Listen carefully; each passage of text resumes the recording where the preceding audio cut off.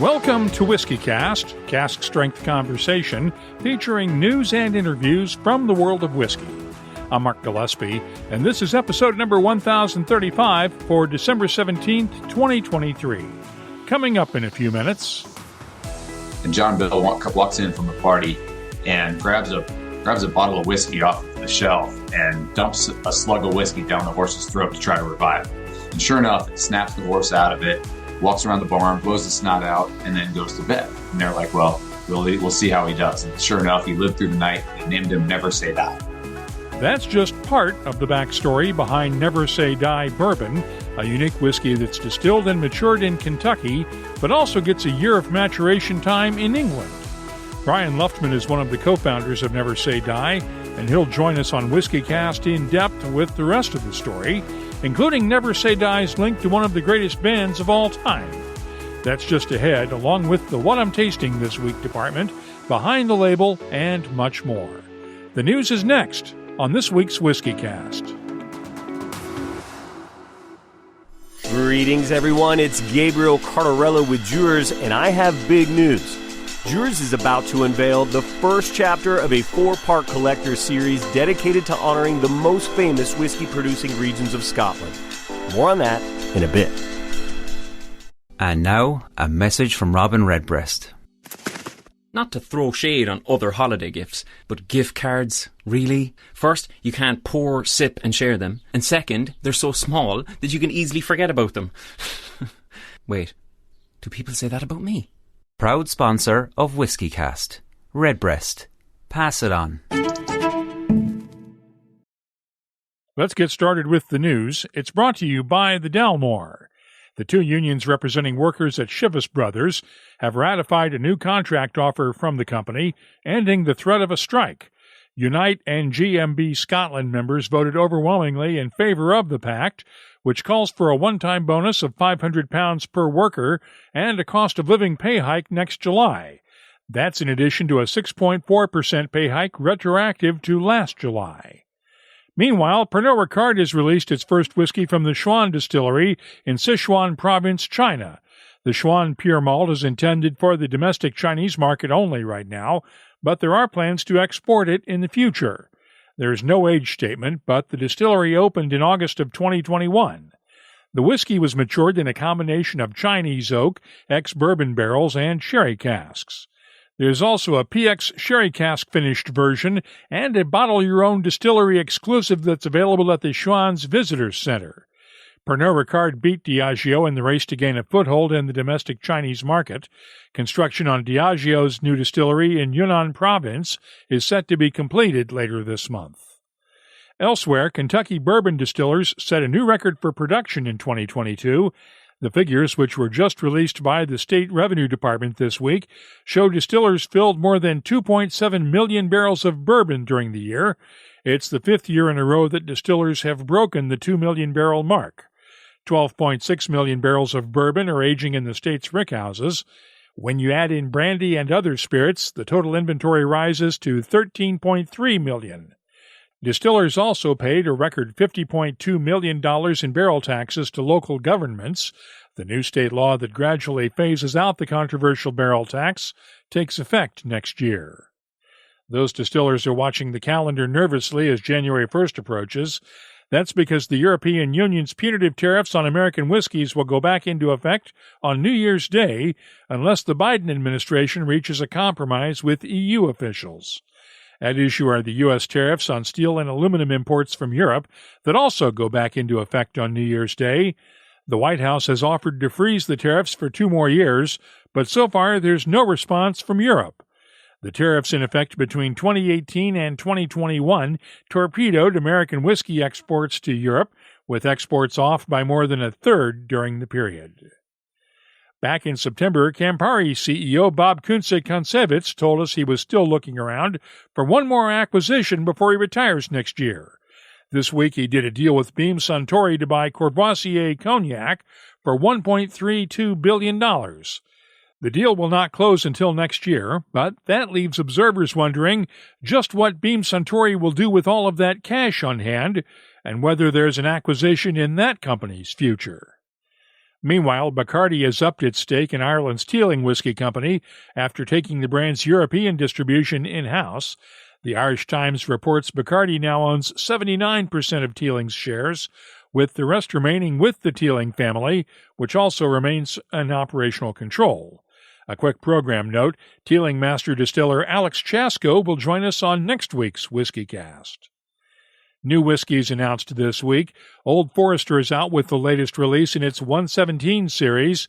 The Scotch cask-finished bourbon is a tribute to founder George Garvin Brown's Gaelic roots, and the casks come from Scotland's Speyside region. Of course, Brown-Forman owns the Benriach distillery in Speyside, so that's a logical source for the barrels. The whiskey is available at the Old Forester Distillery in downtown Louisville and at select Kentucky retailers for $59.99 a bottle. My Lemon Green is releasing the fifth and final installment in its Wildlife Collection series. The White-Tailed Buck single-barrel bourbon was distilled and originally matured in Tennessee, then spent a year and 16 days maturing in My Lemon Green's Texas Rickhouse. Only 259 bottles are available at the distillery and through the My Lemon Green website for $149.99 a bottle. Part of the proceeds will go to Texas Parks and Wildlife. And Virginia's A. Smith Bowman Distillery is getting ready to release its third annual edition of its cask-strength bourbon. It's a 9-year-old bourbon that will be available in select markets and through an online lottery that begins on January 3rd and runs through January 10th. We have a link for more details at whiskeycast.com. That's also where you can keep up on the latest whiskey news all week long, along with the WhiskyCast community app. The news is brought to you by the Dalmore. Hello, Richard Patterson here, Master Distiller, Master Blender for the Dalmore. You know, whenever the team and I are in the world sharing our exceptional single malt, we like to keep in touch with Mark Gillespie and the latest news from WhiskyCast.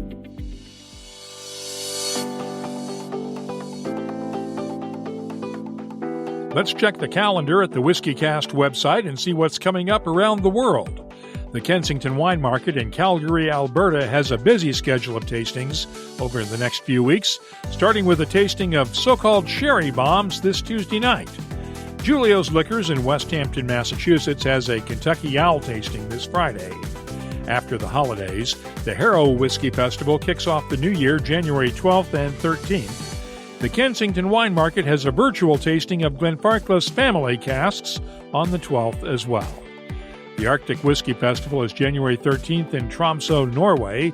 The Edmonton MS Whiskey Festival is on the 17th in Edmonton, Alberta, followed the next night by the Calgary MS Whiskey Festival and the start of the Victoria Whiskey Festival in Victoria, British Columbia. The Southport Winter Whiskey Festival is on January 19th and 20th in Southport, England, and Druitt's has an auction of rare spirits and wines coming up on January 23rd in Berkshire, England. If you're organizing a whiskey event, let us know about it. We'll add it to the calendars at whiskeycast.com and in the WhiskyCast community app. And now, a message from Robin Redbreast. Happy holidays! On behalf of Redbreast, here's to you and yours. Eating well, enjoying a redbreast or two, and getting all snug and cosy on the couch. Reminds me of my own nest. Sure, there's no cushions or blankets, but I do have some very fancy decorative twigs, let me tell you. Proud sponsor of WhiskyCast. Redbreast. Pass it on. WhiskyCast In Depth is brought to you by Mortlock and the Classic Malts lineup. Part of what makes a good whiskey is the backstory behind it, and there's an amazing backstory behind Never Say Die, a unique bourbon that's distilled and matured in Kentucky, then shipped to England for another year of maturation. It's based on the story of another Kentucky export, a horse that struck gold in England, and there's even a link between the horse named Never Say Die and one of the greatest bands of all time, the Beatles. Brian Luftman is one of the co-founders of Never Say Die Bourbon, and we spent some time this week on a Zoom call. So, Brian, give me the Never Say Die backstory, because it is an interesting one. Okay. So, my friend, Pat Madden, was at the Kentucky Derby with his friend that he was in college with over in England. They were in college together for a year 30 years ago, and they reconnected in Louisville. They're at the Derby, and Pat tells him the story about this legendary horse that was born on his farm, and tells him the whole story of Never Say Die. And David is blown away by it and says we should make a bourbon named Never Say Die. And a couple days later, Pat called me. I'm an entrepreneur, and he knew that I could help him make this happen. And so he said, Brian, let me tell you the story of a horse that was born on my farm and helped create a legendary rock band and made history. And you can help me make a bourbon brand around that if you're intrigued. And I said, absolutely. Tell me the story. So would you like me to tell you the story, Mark? Of course. Okay. So and I'll try to be concise, but there's a lot to it. So in 1951, a horse was born here in Lexington. That's where I'm talking to you from, on Hamburg Farm. And in the middle of the night, they call in the main horse, the horseman on the farm named John A. Bell III, and say, boss, this horse might not make it through the night. He's having a horrible time breathing. He's not standing up. We're worried for him. And John Bell walks in from a party and grabs a bottle of whiskey off of the shelf and dumps a slug of whiskey down the horse's throat to try to revive him. And sure enough, it snaps the horse out of it, walks around the barn, blows the snot out, and then goes to bed. And they're like, well, we'll see how he does. And sure enough, he lived through the night, and they named him Never Say Die. So 3 years later, he's winning these races over in England, and they enter him into the Epsom Derby, which is the English Derby. It's the biggest thoroughbred horse race in Europe. And 250,000 people are there. Queen Elizabeth had her very first horse in that race, and she had the favorite. Winston Churchill was there in her box watching. And Never Say Die, this 33-1 rank outsider from America, comes in and upsets the whole thing and wins 33-1 odds. First American horse in 70 years to win that race. So if that wasn't enough to inspire me to help create this brand, this horse from Lexington wins the biggest horse race in the world after being saved by a shot of bourbon.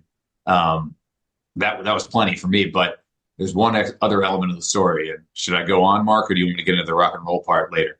Go ahead and let's get to this part, because this is equally as interesting. Okay. So meanwhile, right before that race, there was a woman in Liverpool, England, named Mona Best. She's down on her luck. Her son wants to start a band, and she doesn't have any money to help him out. And she gets this premonition on this horse, and she loves the name Never Say Die. She adopts that as her family motto. And she's like, I'm going to bet it all. She pawns the jewelry she has to literally lay it on the line on 33-1 in the long shot. And of course, wins a fortune for her, and goes back to Liverpool and opens up a nightclub in this Victorian home that she buys in downtown Liverpool, and calls it the Casbah Coffee Club. And her idea is to create a venue for traveling musicians, and tells her son, hey, if you and your friends want to, paint the walls and get the place ready, you can be the first gig and the first regular act at the Casbah Coffee Club. And his friends were Paul McCartney, George Harrison, and John Lennon. And his name's Peter Best. You can look it up. He was the very first drummer for the Beatles, but they were called the Quarrymen back then. And literally their very first gig was at the Casbah Coffee Club, which was funded by Never Say Die. So there's the story. I was inspired, and here we are. Now 7 years later, we've created a bourbon that hopefully is a tribute to that horse and that story. Now give me the story behind the bourbon itself. Where's it from? Where'd you make it? And how did you get it over to England?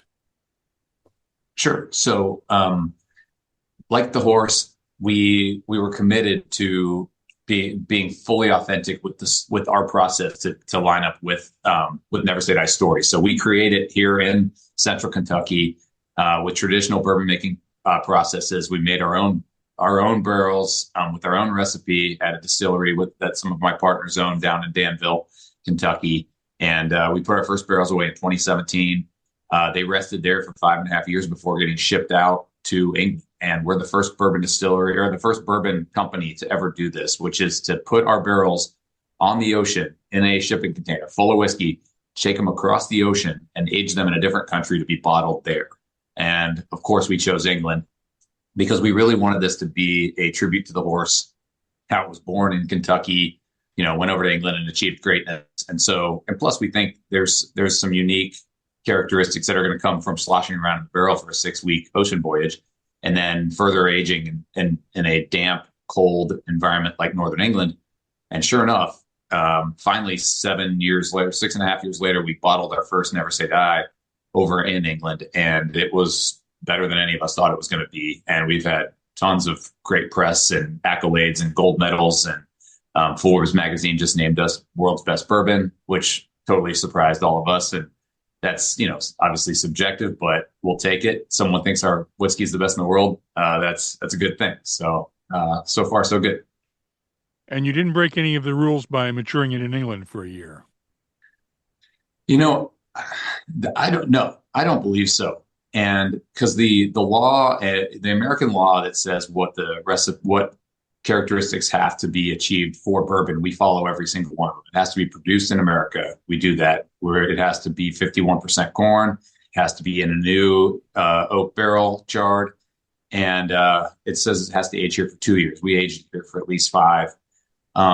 It does not explicitly say it must be bottled in the USA, and thus, and it wasn't like us trying to cheat the system. We just thought, let's make bourbon and then bottle it somewhere else, and it is bourbon. The whiskey is 100% bourbon, and we haven't heard much pushback on that from anybody, for that matter. There's a few people that have questioned it, but then our answer, I think, is sufficient. Yeah, there's no rules against exporting bourbon in bulk and then re-importing it back into the U.S. as long as you paid the taxes on it. Bingo, which we do. So it is an expensive process, Mark. You just hit the nail on the head. That's why our product is like $69 on the shelf, and so quite a few people have told us that's, relatively affordable for the quality and product that we have. We're trying to keep it low, but it is expensive to produce it this way, as you can imagine. Did you run into any bureaucratic difficulties at the TTB getting permission to bring this back in and to label it as a Kentucky straight bourbon? Great question. No, we did not. No, we submitted our label and our formula to the TTB. That was a year after we were already selling it over in England as a bourbon. But we don't go through TTB approval over in Europe. But getting TTB approval here, which for those of your listeners who don't know what TTB is, that's like the FDA. Getting FDA approval is your ability to sell a food or a drug in America. Well, TTB is for tobacco and alcohol. So you have to have that approval, and it's federal. So it goes for every state in America. You can sell that. And so we flew right through. They asked us a couple questions about it, but it was an easy pass from what we know. Where is it available? So initially we had a ton of fans here in Kentucky because myself and Pat Madden and a couple other of our co-founders live in Kentucky, and these people have been following the story for years, since we started in 2017, and they couldn't wait to taste it. So we put it on the shelves in Kentucky first, and it's been selling out all over the place. We're trying to keep it in stock. We're going to go off into distribution in the West Coast shortly. We have a really good partner out there, and they're in California, Washington, Nevada, Arizona. So we can get some really good presence out west with one excellent distributor, that's Pacific Edge. And then Heidelberg is our distributor here in Kentucky. And then we have Sealbox, who is a high-end online retailer of excellent whiskeys, and they ship to 39 states in the U.S. So a lot of our fans have been buying it on Sealbox if they don't live in Kentucky, and that's been working for folks. What are the plans for the brand in the future? So our next plan is we're just in full bottle as much as we can mode because, like I said, we just don't have enough in the USA. I feel badly, but we're going to be out of stock in January and February, and our next shipping container comes in March. It just takes a long time. It's an 8 weeks process just to get it from the second it ships out in England to get it here.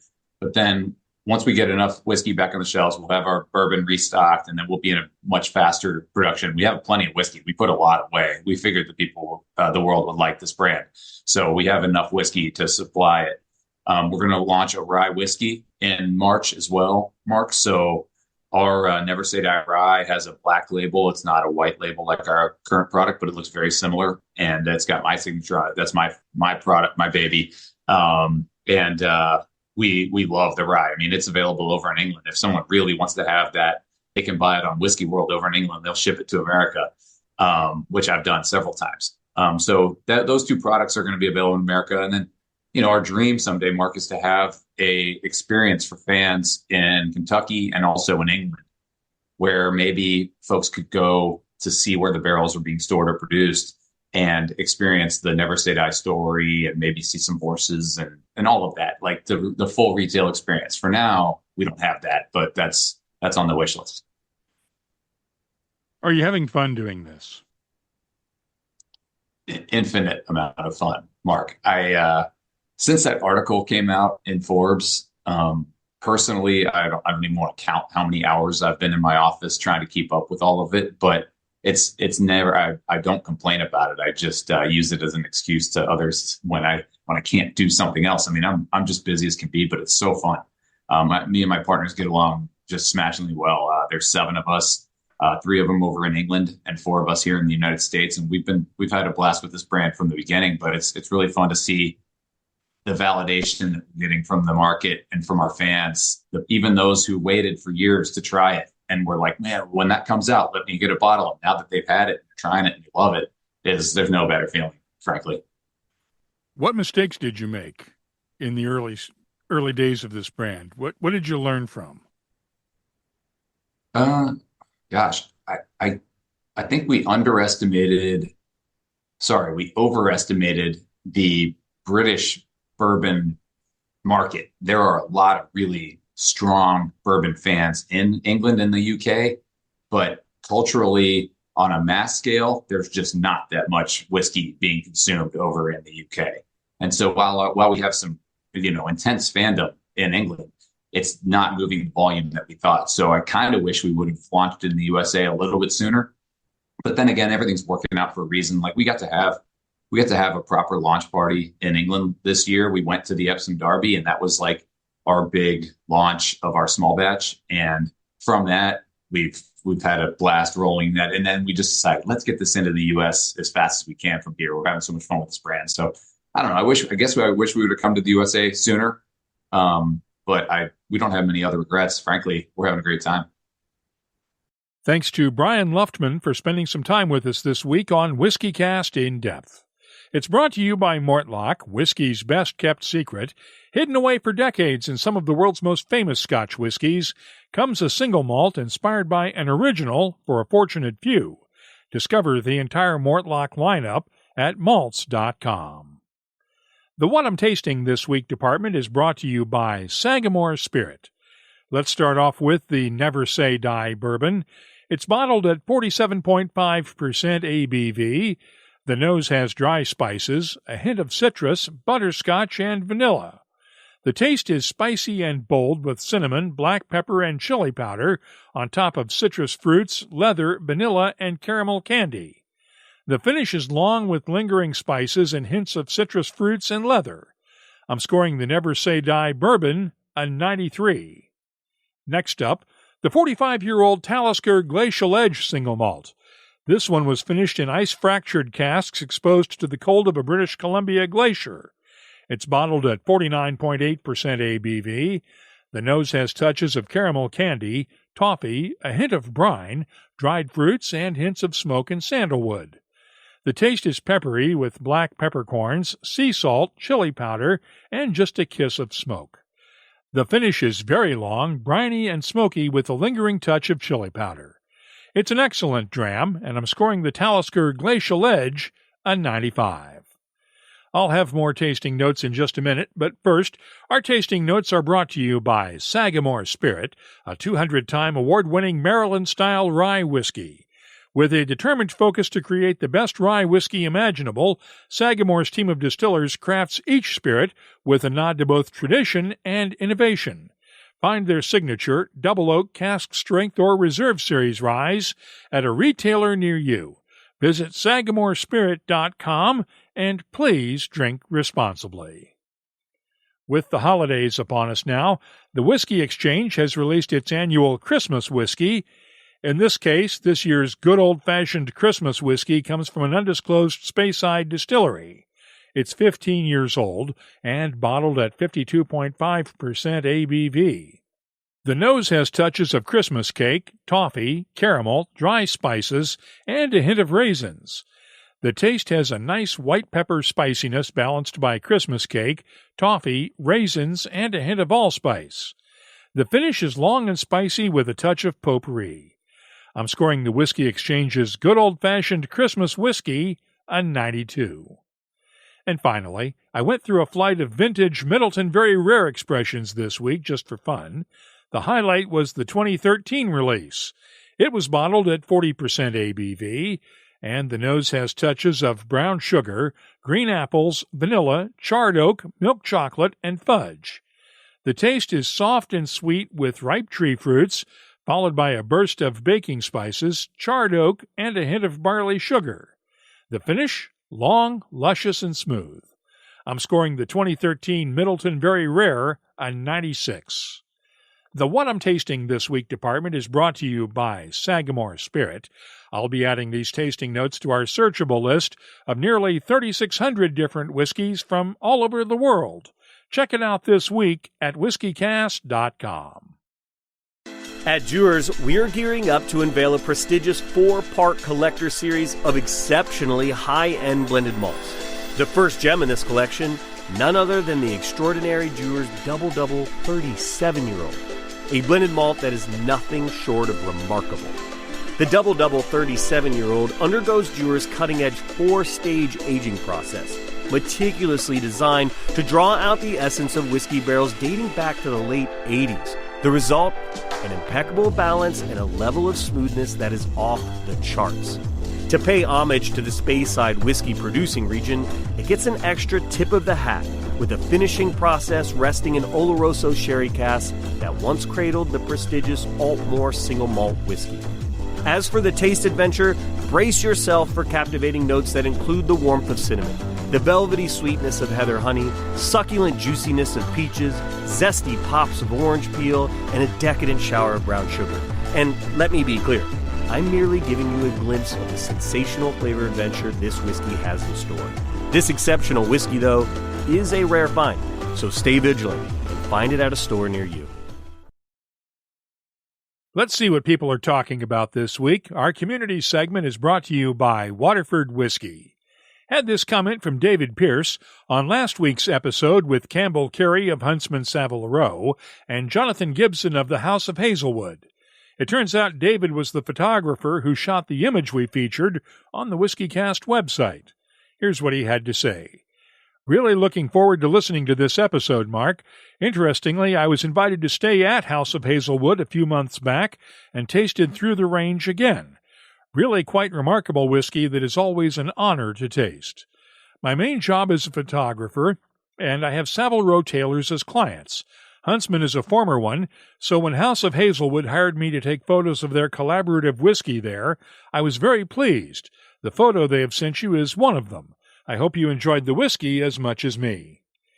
Well, David, I hope so too. I'm still waiting for the Whiskey Fairy to deliver a sample. Now, if you're looking for that last-minute holiday gift for a whiskey lover, let me steer you away from one idea. I have never heard anyone ask for whiskey stones for a gift, let alone actually use them, and apparently I'm not alone in this belief. Eric McKee on X at YYCRed posted in agreement. That being said, I did receive some for Christmas one year. I think I may still even have them. At Specialist Tim added this. Someone in the office suggested to a supervisor to get those for someone, and I cut the guy off. No. Kevin Kelly also saved someone from potential embarrassment.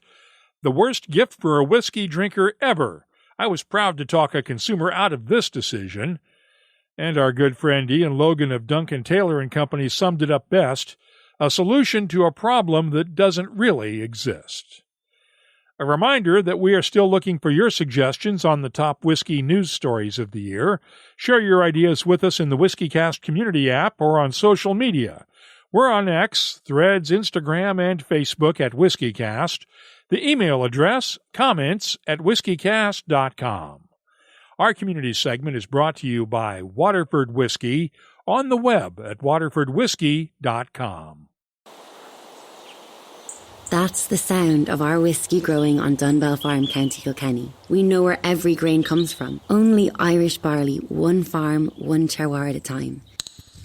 Waterford whiskey, the most naturally flavoursome single malt.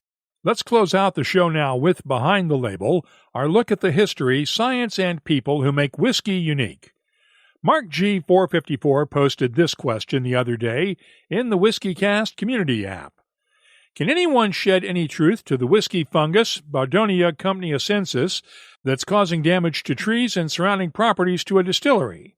From what I've read, it feeds on the angel's share found around distilleries, using the alcohol fumes as food and growing much like a black fungus.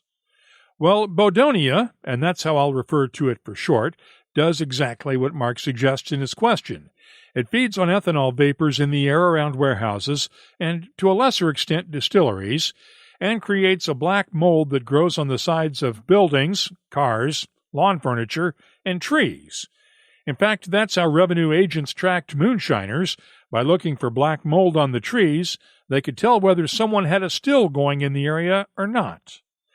Baudonia isn't believed to be linked to any health problems. The Scottish government recently released a study of emissions from malt whiskey production sites that included a chapter on Baudonia. That study cited a 2019 report from the Indiana State Department of Health that showed no health risks from short-term exposure to the fungus. We'll include a link to the study in the show notes for this episode at whiskeycast.com. There have been lawsuits against the whiskey industry in Scotland and Kentucky over the effects of whiskey fungus. Many of those lawsuits have been tied up in the legal system for years now, but earlier this year, a Tennessee woman successfully stopped work on a Jack Daniel's maturation warehouse project after a court ruled that county officials did not follow proper procedure in approving permits for the project. Now, could the fungus be prevented? Likely not.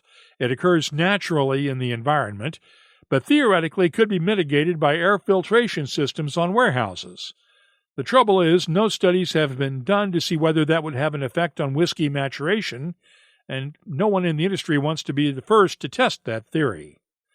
Mark, I hope this answers your question. If you have something you'd like us to look at on an upcoming episode, just get in touch with us.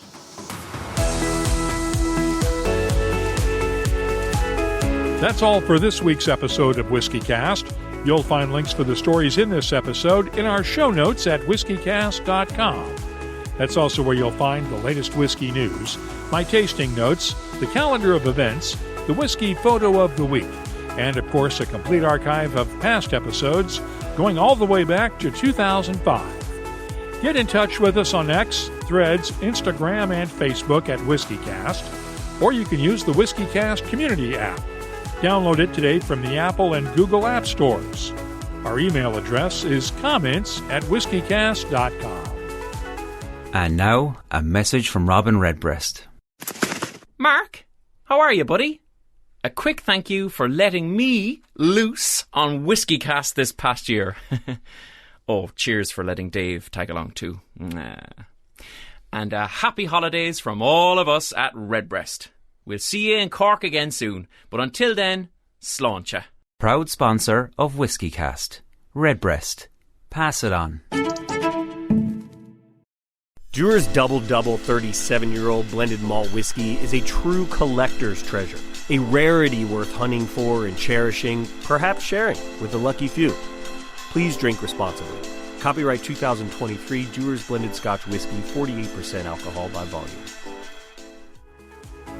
WhiskyCast is a production of Cask Strength Media, copyright 2023, and comes to you from the charming, yet regrettably dry town of Haddonfield, New Jersey. I'm Mark Gillespie, reminding you that when you drink, please drink responsibly. Have a happy holiday season.